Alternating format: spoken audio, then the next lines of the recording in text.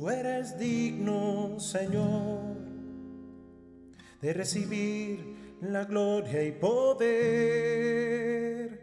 sabiduría, riqueza y honor.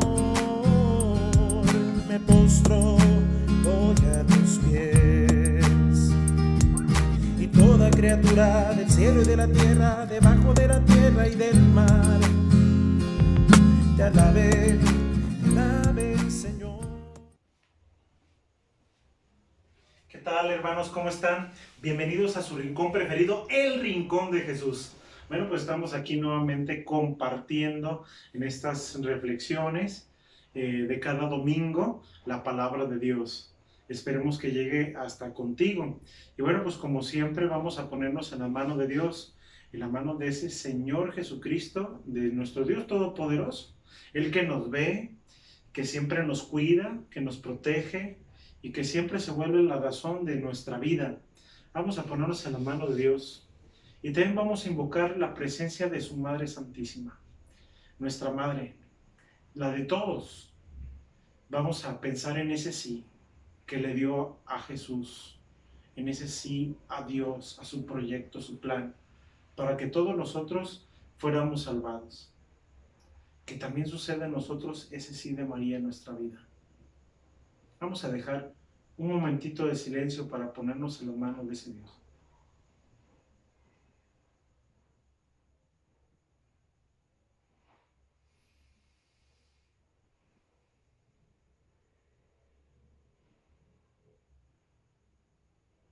Padre nuestro, que estás en el cielo, santificado sea tu nombre. Venga a nosotros tu reino. Hágase tu voluntad en la tierra como en el cielo. Danos hoy nuestro pan de cada día. Perdona nuestras ofensas, como también nosotros perdonamos a los que nos ofenden. No nos dejes caer en la tentación y líbranos de todo mal. Amén. Espíritu Santo, fuente de luz, ilumínanos. Espíritu de amor, ven a nosotros. Vamos a hacer ese canto que nos une y que nos pone en conexión con la palabra de Dios. Ahora que vamos a leer, vamos a cantar.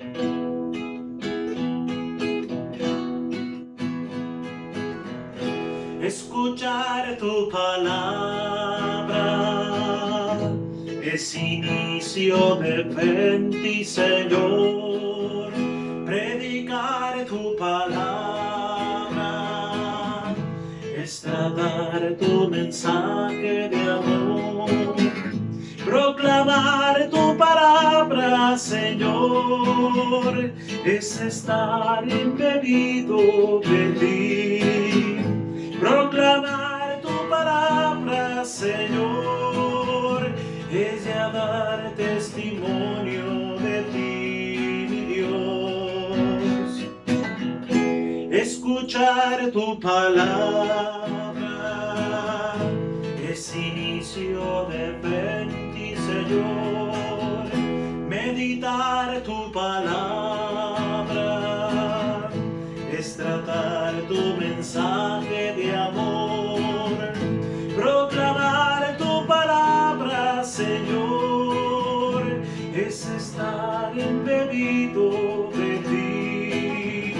Proclamar tu palabra, Señor, es ya dar testimonio de ti, mi Dios. Nos ponemos en las manos del Señor, en el nombre del Padre, del Hijo y del Espíritu Santo. Amén. Muy bien, hermanos, pues ahora sí que nos ponemos en las manos y en el calor de la palabra de Dios. Pues ahora sí vamos a hacer las lecturas que corresponden a este domingo 13 de septiembre de 2020. Es el domingo 24 de tiempo ordinario. Recordemos que nuestro ciclo de todos los cristianos, en este ciclo de lectura, este ciclo de año litúrgico, corresponde a 33 semanas de tiempo ordinario. Por lo tanto, nos estamos acercando al final de este ciclo litúrgico, para entonces después meditar ahora en el Evangelio de San Marcos. Todos los domingos vamos llevando una lectura continuada del Evangelio de San Mateo. Y estamos en una temática muy interesante, porque el domingo pasado veíamos justamente la corrección fraterna. Y unido a ese domingo, el día de hoy tenemos una lectura también muy especial, muy parecida con esa relación. Vamos a escucharla. Es el Evangelio según San Mateo, es el capítulo 18, versículo del 21 al 35. Por ahí en tu casa, si tienes tu Sagrada Escritura, para que el habla la desempolves, vamos desempolvando la Sagrada Escritura y vámonos poniéndola al servicio de Dios y de los hombres. Dice así esta lectura de la palabra de Dios. En aquel tiempo, Pedro se acercó a Jesús y le preguntó: si mi hermano me ofende, ¿cuántas veces tengo que perdonarlo? ¿Hasta 7 veces? Jesús le contestó: no solo hasta 7, sino hasta 70 veces 7. Entonces Jesús les dijo: el reino de los cielos es semejante a un rey que quiso ajustar cuentas con sus servidores. El primero que le presentaron le debía muchos millones. Como no tenía con qué pagar, el Señor le mandó que lo vendieran a él, a su mujer, a sus hijos y todas sus posesiones para saldar la deuda. El servidor, arrojándose a sus pies, le suplicaba, diciendo: ten paciencia conmigo y te lo pagaré todo. El rey tuvo lástima de aquel servidor, lo soltó y hasta le perdonó la deuda. Pero apenas había salido aquel servidor, se encontró con uno de sus compañeros que le debía poco dinero. Entonces lo agarró por el cuello y casi lo estrangulaba, mientras le decía: págame lo que me debes. El compañero se le arrodilló y le rogaba: ten paciencia conmigo y te lo pagaré todo. Pero el otro no quiso escucharlo, sino que fue y lo metió en la cárcel hasta que le pagara la deuda. Al ver lo ocurrido, sus compañeros se llenaron de indignación y fueron a contar al rey lo sucedido. Entonces el Señor lo llamó y le dijo: siervo malvado, te perdoné toda aquella deuda porque me lo suplicaste. ¿No debías tú también haber tenido compasión de tu compañero como yo tuve compasión de ti? Y el Señor, encolerizado, lo entregó a los verdugos para que no lo soltaran hasta que pagara lo que debía. Pues lo mismo hará mi Padre Celestial con ustedes si cada cual no perdona de corazón a su hermano. Palabra del Señor. Gloria a ti, Señor Jesús. Ya sabemos la contestación. Recordemos, el tiempo de Cuaresma es honor y gloria a ti, Señor Jesús. ¿Por qué? Porque es el tiempo del mayor honor y la mayor gloria para Dios nuestro Señor. Pero estamos en este tiempo ordinario. Gloria a ti, Señor Jesús. Bien, hermanos, pues la Sagrada Escritura en este capítulo 28 de San Mateo, del 21 al 35, estos versículos nos hablan acerca del perdón. ¿Cuántas veces tenemos que perdonar? Surge la pregunta en Pedro, seguramente porque ha tenido una experiencia de que a lo mejor alguien le ha dañado continuamente. ¿Cuántas veces? A lo mejor ya con cierto ya cansancio de estar aguantando una persona, ¿verdad? Que le gusta hacer heridas. Señor, ¿cuántas veces le tengo que perdonar? ¿Habrá un límite para el perdón? Para poner un alto, un hasta aquí, una línea, una división, un obstáculo para que ya no me llegue igual. Entonces Jesús le dice: no solamente le tienes que perdonar 7 veces, sino hasta 70 veces 7. El número 7 dentro de la Sagrada Escritura es simbólico. El 7 nos habla de la plenitud, de lo completo y del todo, del totalmente. Por lo tanto, el perdón es totalmente. Perdónalo siempre, Pedro. Siempre perdónalo. Híjole, o sea, no es tan fácil esto en la vida del cristiano. Evidentemente hay cosas que chocan. ¿Cómo voy a seguir permitiendo que esta persona se siga burlando de mí, me siga ofendiendo? Bueno, si te está pidiendo perdón, quiere decir que también él quiere cambiar su vida, que quiere ser diferente y que entonces va a ser diferente la relación de ahora en adelante. Y de nosotros depende el tratar de darle esa apertura a aquella petición de aquella persona que con humildad ha reconocido que nos ha dañado, quiere cambiar las cosas. Y yo creo que eso es importante. En nuestras familias constantemente nos hemos dañado y a veces hay que poner un alto a esas situaciones que nos están alejando, que están de alguna manera obstaculizando ahora sí las relaciones familiares. Están poniendo un obstáculo que no debe de ser, que no debe de estar y que tenemos que salir adelante. Pues mira, hermano, yo quisiera que fuéramos un poquito más allá, que fuéramos descubriendo más o menos cuáles son las etapas de nuestro perdón, porque muchas veces decimos que perdonamos, pero sigue habiendo dentro de nosotros el resentimiento, las ganas de la venganza. Pues yo más o menos creo, y también hemos visto en el seminario, y también los psicólogos avalan esto, hay 4 etapas más o menos, 4 etapas más o menos del perdón, y más o menos dónde tú te sitúas, dónde te sitúas dentro de estas etapas. Mira, ¿por qué? Porque estas etapas del perdón pues, nos ayudan a nosotros en estos momentos a distinguirlos, estas dimensiones, poderlas de alguna manera tener en cuenta y saber en qué lugar nos encontramos de esta petición de perdón y también del perdonar. Bien, y yo diría que hay cuatro perdones, ¿verdad? O 4 dimensiones, como he comentado. Un perdón imposible. Ahorita vamos a explicar por qué imposible. El perdón que ya consideramos necesario, el perdón que consideramos que es sensato y el perdón de bendición. Son 4 cosas, no se nos olvide para más o menos situarnos. El perdón que a veces consideramos imposible, el perdón que después se vuelve necesario, de ser necesario después cambia a ser sensato, y por último este perdón de bendición, que digamos un perdón total. Vamos muy bien ahora sí a explicar cada uno. El perdón imposible, fíjate que es cuando yo siento que no puedo dar ese perdón. Yo me siento así como con la incapacidad de darlo. Evidente es cuando a lo mejor en el momento han sucedido las cosas, las heridas están recién abiertas, los acontecimientos están muy próximos, ahora sí que estamos con el calor a flor de piel, ¿verdad? Y entonces profundamente nosotros nos sentimos decepcionados, heridos, limitados, descubrimos, ¿verdad?, que no podemos perdonar. Y entonces es el caso, ¿verdad?, del cual nosotros hemos recibido mucho daño y también muy profundo. Un daño profundo en nuestra vida, un daño profundo en nuestras cosas. Y entonces de alguna manera ha habido pues muchos ejemplos, ¿no?, de muchas personas. Por ejemplo, una persona que cae en una quiebra económica por causa de algo de alguien, ¿no?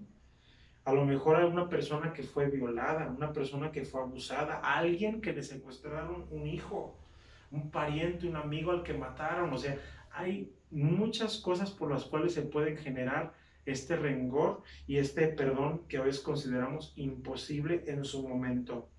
Y esa falta de perdón nosotros, de alguna manera se vuelve esa falta de perdón en venganza, que es muy diferente a la justicia de la cual nosotros tendríamos que buscar. Pero como las cosas están muy, muy cerca pues de los acontecimientos vividos, que se transforman muchas veces en ese sentimiento de venganza, de resentimiento. Y bueno, pues sí hay que tener nosotros cuidado, ¿verdad? Porque lo peligroso de todo esto, de este perdón de venganza, es que podemos caer en esa espiral de violencia, como dicen los psicólogos. Y así pues hay muchas más personas heridas, pero también que siguen lastimando a más personas. No solamente están heridos, sino que con su herida lastiman a otras personas porque traen una actitud difícil, dolosa. ¿Cuántas cosas en el pasado no nos llegan a caer en este punto?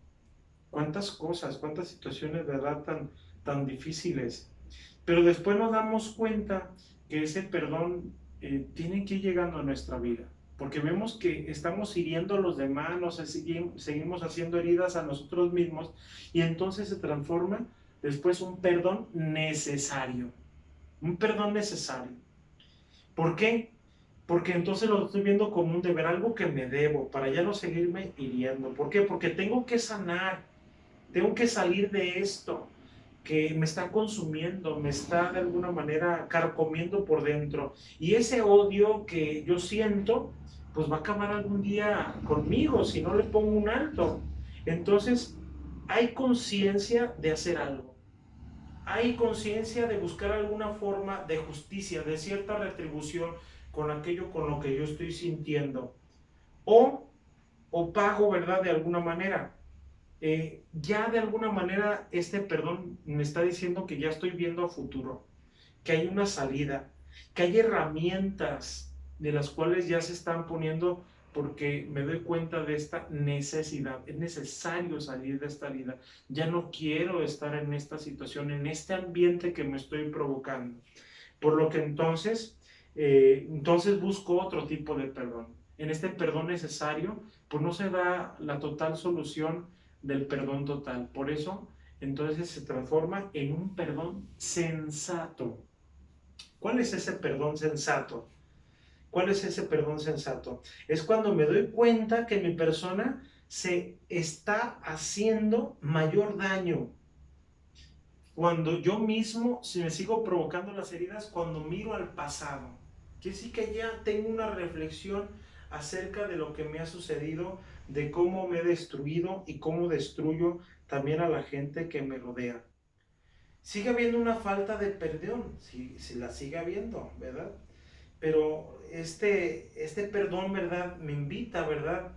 A que entonces empiece a pensar en aquellas personas que me hicieron daño y entonces darme cuenta de que esa herida también ha provocado en mí esa lejanía hacia esa persona. Y pues como dice ese proverbio chino, ¿verdad? Tu enemigo te hirió una vez, pero tu recuerdo te hace que hieras 1000 veces. Eso dice este proverbio chino. Tu recuerdo te hirió una vez, perdón, tu enemigo te hirió una vez, pero tu recuerdo te sigue hiriendo 1000 veces. ¿Qué cierto es esto? Porque obviamente en la memoria queda todo esto, una vez que todo queda en el pasado, y esas heridas del pasado a veces vuelven al presente por alguna situación que nos vuelve a recordar el pasado por ciertas circunstancias que se cumplen, y entonces llega otra vez a nuestra vida y volvemos a reclamar aquel pasado que vivimos. Entonces ese perdón sensato, ¿verdad? Del cual pues tenemos que salir de él. Lo mejor y lo lógico es soltar las cosas, para entonces evitar más heridas en nosotros mismos.